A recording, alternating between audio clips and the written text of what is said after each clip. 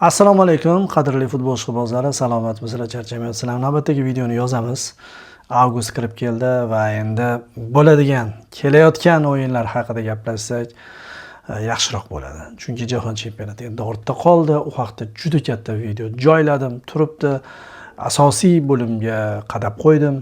Bemalol ko'rib tomosha qilishingiz mumkin. Endi ba'zilar mendan so'rashdi, boshqa mavzularda ham video tayyorlang degan mazmunda jahon chempionatining deylik yomon holatlari, minuslari haqida vaqt bo'lmadi. Undan ko'ra endi mavzu eskirgandan keyin mana bu yangilarga to'xtalib o'tsak yaxshi bo'lardi. O'zi juda ko'payib ketyapti. Kuniga xabar chiqyapti. Har biri haqida oz-moz mulohaza bildirsak to'g'riroq bo'lardi. Demak, birinchi bo'lib turib, mana shu jahon chempionatiga bora olmayotgan oxirgi payt Italiya terma jamoasi xususida to'xtalib o'tsak. Italiya terma jamoasi bir qiziq paradoksli terma jamoaga aylanib qoldi. Yaqinda bir mashhur futbolchining intervyusini o'qidim.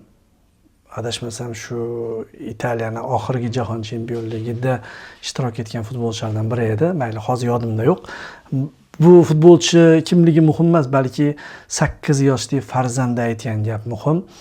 Aytibdiki, meni bolam Italiyani hali jahon chempionatida ko'rmagan. Dahshat. 8 yoshli bola endi futbolga qiziqyapti. Futbolchining farzandi juda katta afsonalarni eshitadi. Juda katta futbol mamlakatida yashayotganini biladi. Shunaqa deb uqtirishadi atrofda, lekin birorta jahon chempionatida hali o'zining terma jamoasini ko'rmaydi. Ko'rmagan hali. Navbatdagisini ko'rib qoladi, 64 ta qiladi deyapti-yu. Lekin juda qiziqda. Ishontirib ham bo'lmaydi. Biz jahon chempioni bo'lganmiz.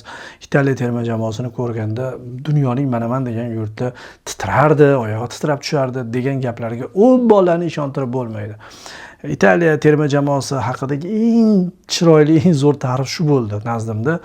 Qolgani endi ko'ryapsiz, bardak bo'layotganligini, murabbiylar Maldini bo'shagan, u joydan bu joyga ketgan, bitta murabbiyni e'lon qilishyapti, Pirlo keyin Rossiya o'sha totalizatorlar bilan hamkorligi borligi uchun ishdan olinyapti, iste'fo beryapti. Keyin esa Italiya terma jamoasida biz yana Roberto Mancinini ko'ryapmiz. Roberto Mancini Italiya terma jamoasini oxirgi triumfga olib chiqqan mutaxassis hisoblanadi. U bilasiz, Italiya terma jamoasi bilan jahon chempionatiga ham chiqa olmagan, to'g'ri, lekin Yevropa chempioniga aylantirgan edi. Yoshligimdagi Italiya bilan hozirgi Italiya terma jamoasi farqli bo'lib qoldi. Men endi 90-yillar futbolni to'liq bir boshqacha ko'rganman-ku. O'sha paytda nashriyotda ishlaganman, jurnalist bo'lganman, keyin oxiriga kelib turib hatto televideniyaga ham ishga kirganman. Ya'ni yorqin yoshligimdagi Italiya terma jamoasi bo'lib gavdalanadi.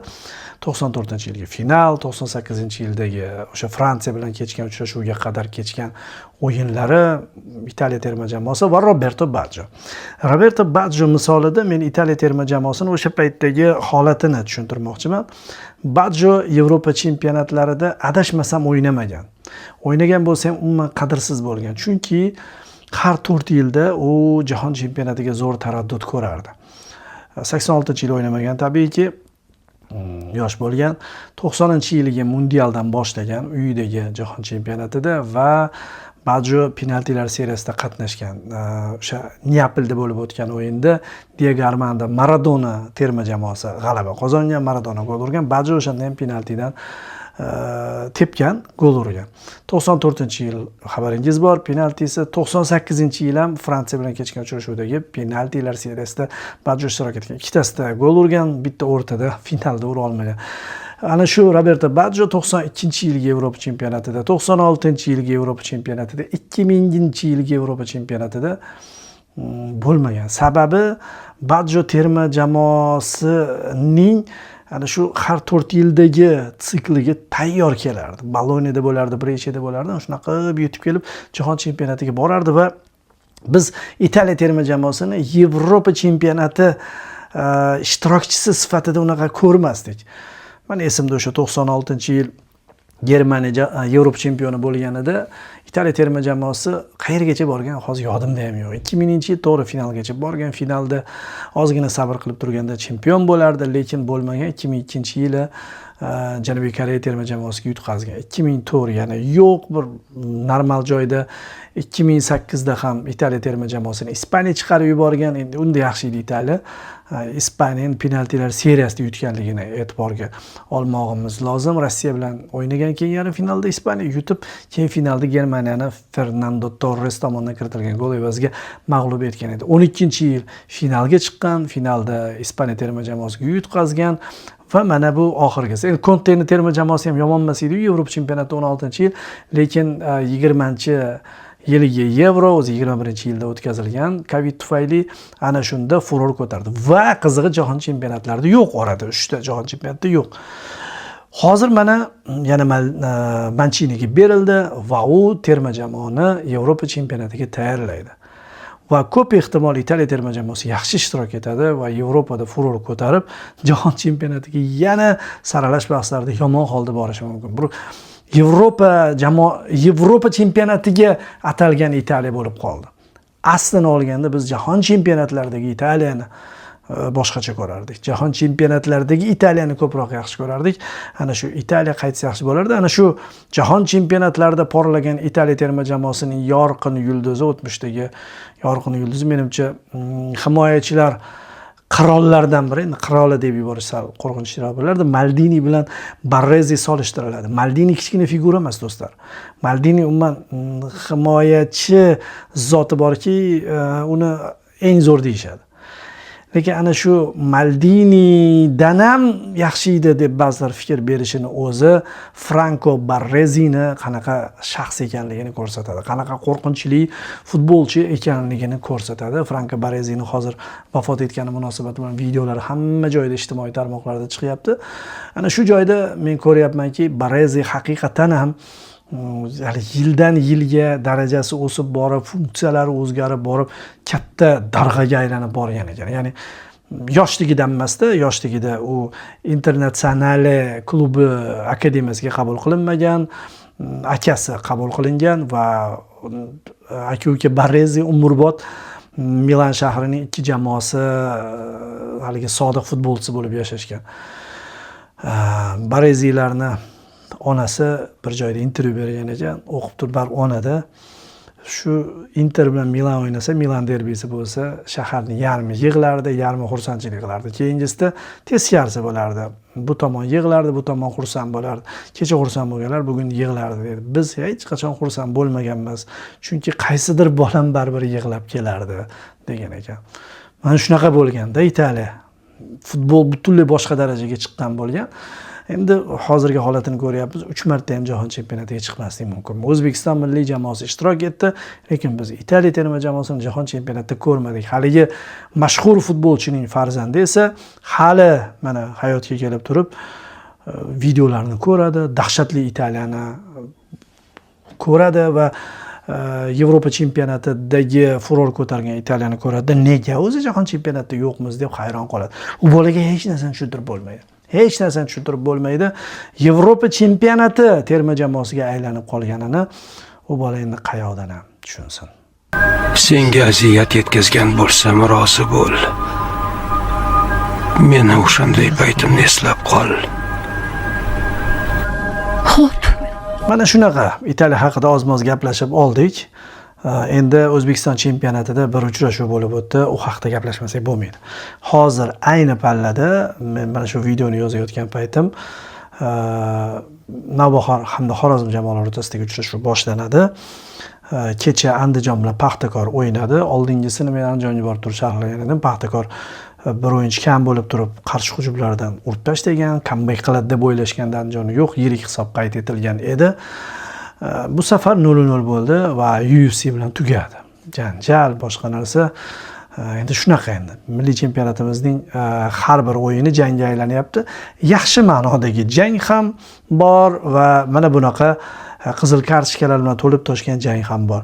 Yaxshi ma'nodagi jang albatta Neftchi hamda Navbahor jamoalari o'rtasidagi uchrashuvda bo'lib o'tdi.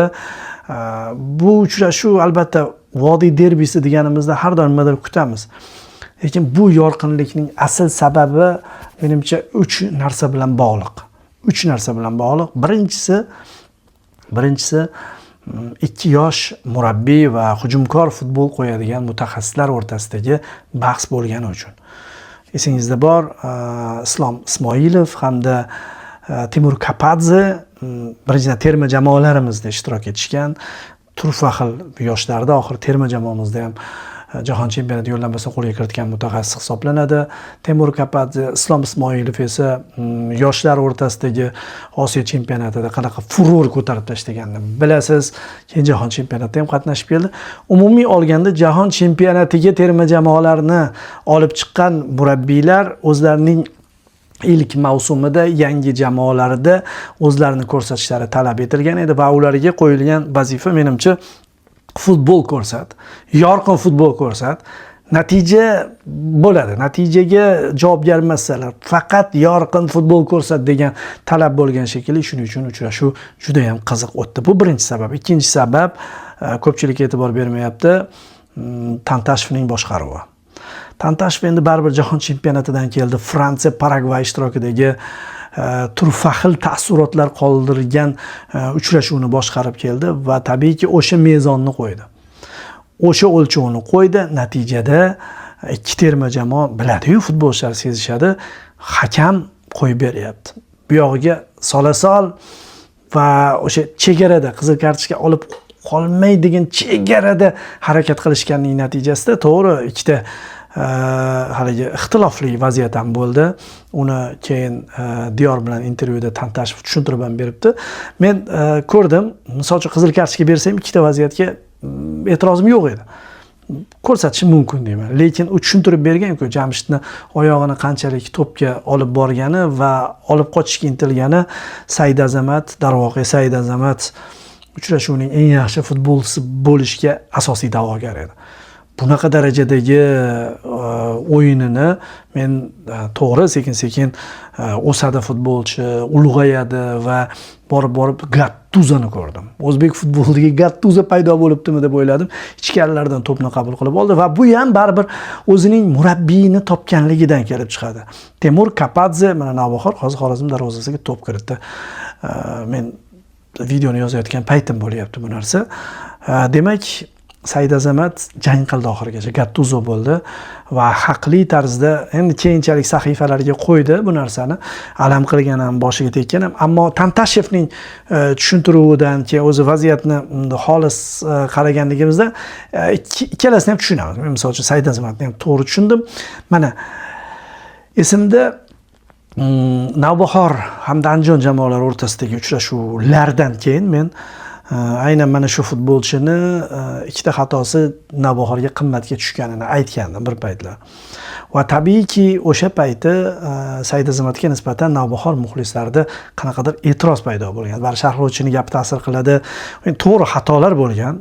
Xatolar alohida masala, lekin shaxsiyatga o'tilmaydi-yu, to'g'rimi? Umuman muxlislar mag'lubiyatda asosiy aybdor sifatida ko'rib turib, juda shaxsiyatiga o'tib ketishgan edi va men bir video joylagandim, esingizda bo'lsa.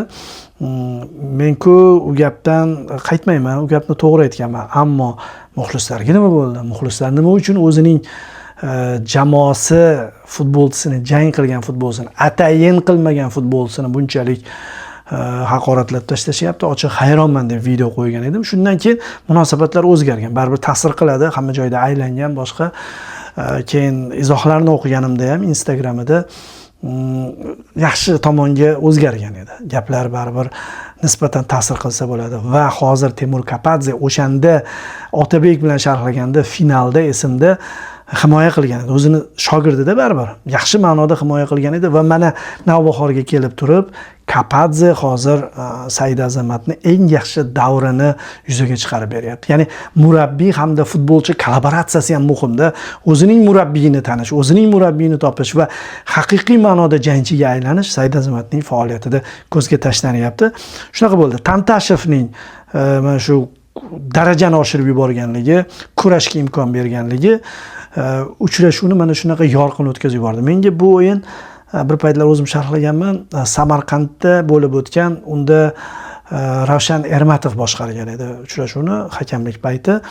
Navbahor hamda Dinamo Samarqand jamoalari o'rtasida 2-2 bo'lgan uchrashuv bor. Juda ko'p joyda videolari ham bor, ko'rsangiz bo'ladi. Ulgura olmay qolishgan tezlikka o'yindan keyin Ermatov hatto gaplashganimizda ham maza qildim degan. Ya'ni hakam ham maza qilar ekanda, Tantashev ham maza qildi deb o'ylayman. Shunaqa tezlik yoqadi menga, shunaqa tez o'ynashsa degan. Bunga avvalambor jismoniy tomondan bardosh bera oladigan hakam ham kerak. Mana shu hakam albatta uchrashuvni asosiy mezonini belgilab berdi. Shuning uchun kurash zo'r kechdi va tabiiyki muxlislarning performansi ham ikki jamoaga hozirgida muxlislik qilayotgan ishqibozlarni bir-biri bilan raqobatlashayotgani ham futbolchilarga boshqacha ilhom berdi va seyflar O'zbekiston terma jamoasining darvozabonlari turgan edi-yu, ikkita tomonda ham. Shuning uchun ham bular juda ko'p seyf qilishdi, ayniqsa O'tkir Yusupov eng zo'r davrlarni takrorlab bergandek bo'ldi. Botir Ali ham qutqardi. Navbahor 2-0 hisobida oldinga chiqib olishi ham mumkin bo'lgan pallalarda Botir Ali qutqarib qolmasa, bilmadim nima bo'lardi. Endi bu yerda Kojoy ham xato qildi. Umumiy o'yin baribir bir-biriga tortadigan bahs edi. Balki futbolku bu. Navbahor ikkinchi golni urganda comeback bo'lmasdi ham, 2-1 hisobda deylik. Navbahor yutardi ham, bar maqtardik. Ammo durang bo'lgani odamga zavq berdi. Durang bo'lgani odamni kayfiyatini ko'tardi. Chunki mana shunaqa duranglar yoqadi. Chunki ikkalasi ham xafa bo'lmaydi baribir. So'nggi daqiqalarda urildi, boshqa qilindi va Jamshid Iskandarov tomonidan ko'rsatilayotgan fantastik futbol bilmadim. Orif sharh oxirida undan 15-asr ijodkorlariga tenglashtirib tashladi-yu, tom ma'noda tushadi. Haqiqatan to'pni zo'r chiqarib berdi va o'yindan keyin intervyu berar ekan, zo'r gapirdi. O'tkir Yusuf zo'r gapirdi. Rosa qutqardim, lekin bo'lmadi dedi. Jamshidni qanaqa uzatmalarni amalga oshirishini bilamiz-u dedi, lekin aybni o'ziga oldi, mendan o'tib ketdi dedi. Umumiy olganimizda mana shunaqa uchrashuvlar chempionatni bezab beradi. Har doim ham bo'lmaydi. Mana Andijon Paxtakorda hamma shunaqa bir shiddat ko'ramiz deb o'ylashgan edi, yo'q, boshqa narsaga aylanib ketdi. Ertaga xudo xolasa men sharhim bor, Dinamo Samarqand hamda Neftchi jamoalari o'rtasidagi uchrashuv. Ana shu o'yin balkim Neftchi hamda Navbahor jamoalari o'rtasidagi uchrashuvga o'xshar. Shunaqa yorqin bo'lib ketar. Boya aytganimdek, Samarqanddagi stadionda biz o'tmishning eng yaxshi o'yinlaridan birini kuzatganmiz. Chempionatimizga mana shunaqa o'yinlar bilan qaytib olganimiz odamga yoqyapti. O'sha narsa qayerdan chiqdi, o'sha gap? Endi transferlar haqida rosa katta video qilaman, xudo xolasa, chunki hali sagalar davom etyapti, kurashlar davom etyapti. APLdagi jamoalar pul shunaqa kattaki, hozir Angliyada hamma futbolchini u yoq bu yoq qilib olishgandan keyin sekin-sekin Italiya, hattoki Ispaniyaning grand jamoalari ham kirishadi. Endi to'g'ri, Ispaniyada Barselona hamda Real Madrid, ayniqsa Real Madrid ko'rsatayotgan haligi munosabatdan biz Angliya bilan teng kurash borayotganini ko'ramiz, lekin bari ikkita jamoada va Barselonada pul muammosi hali ham borligi uchun u maksimal La Masiyadan ham chiqqan futbolchilarni, keyin yosh iqtidorlarni o'ziga jalb etib turib, hozir tarkibini ancha o'yin uslubini kuchaytirib olyapti. Tarkibini desak noto'g'ri bo'ladi. Bu haqda gaplashamiz. Hozir esa Abduqodir Husanov hamda boshqa bir vatandoshimiz Eldor Shomurodovning darhol jahon chempionati tugagandan keyin klubiga borib turib o'yinlarda qatnashgani xususida gapirsak. Eldor Bashakshehir jamoasida Inter bilan kechgan uchrashuvda bir Inter jamoasi bor. Ana shunda yutqazib qo'ydi. Afsuski, endi Yevrokuboklarda Bashakshehir o'ynamaydi. Abbos Fayzullayev ikkinchi bo'limning ikkinchi qismida tushdi. Eldor maksimal o'ynadi, hujumchi ortida, boshqa nima deymiz? Milliy chempionatini ko'proq kuzatamiz, omad tilaymiz, asosiy ishni qilib bo'lishgan. Abduqodir esa yangi jamoada, yangi murabbiy bilan, yangi jamoada bemalol aytaman, chunki do'stlar, Maresca Pep Guardiolaning bir 5 yil oldingi varianti dogmalik masalasida. Dogmatik murabbiy, o'zining prinsiplardan qaytmaydigan murabbiy va shu jamoada anchagina o'zgarishlar kuzatilgan jamoada, ko'p futbolchilar olyapti, hammasini kirishtirib ko'ryapti, boshqa-yu lider futbolchilardek tutdi o'zini. penaltilar seriyasida qatnashdi va juda ko'p xavfli vaziyatlardagi kalit paslarni amalga oshirdi. Sekin-sekin tayanch yarim himoyachisi vazifasini ham bajarayotganligini ko'ryapmiz. Juda qiziq. Maresca Abduqodir Husanovga ishonch bildirishini bilib turibmiz va Abduqodir bu mavsumda o'tgan yilgiga qaraganda ko'proq funksiyalarni zimmasiga oladigandek. Shunaqa endi. Qolganlar haqida Real, Vinicius, Arsenal ketadi, boshqa bo'ladimi? Biz 2-3 kundan keyin video joylaymiz. Sababi tugab olsin. Hozir faqatgina xon fikr bo'lib qoladi. Chelsea da bo'layotgan ishlarni gapirmasa bo'lmaydi. Ketayotgan futbolchi Chelsea bilasiz, 10 ta, 12 ta futbolchini ham sotadi olishdan tashqari. Xabi Alonso uchun mana shunday ishlar qilib berishyapti. Bir allambalo yurish qilyapti. Aston Villa butunlay yangi o'zgargan, Manchester City'ni hozir aytdik, markazi ancha o'zgarib boryapti. Real Madrid boya aytilgandek hali futbolchilarni olishda davom etyapti. Hali olmadi-yu Diamandini, lekin olish mumkin. Liverpool nima bo'ladi? Liverpool bironta transfer qilmadi. Manchester Unitedda normal transferlar, Tottenham butunlay kuchayib ketganligi haqida gap so'zlar bor. Juda qiziq infolar bor bu haqda. Albatta ko'proq ma'lumotlar to'plangandan keyin aniq faqatgina Romanoning birozdan so'ng degan mesej emas, balki rosti kamiga jamoalar e'lon qilgan transferlar ko'paygach fikr bildiramiz, video tayyorlaymiz. Hozircha xayr, salomat bo'ling, like bosishingizdan chiqmasin. Biz Quddus saltanatini qaytarib olishga ketyapmiz.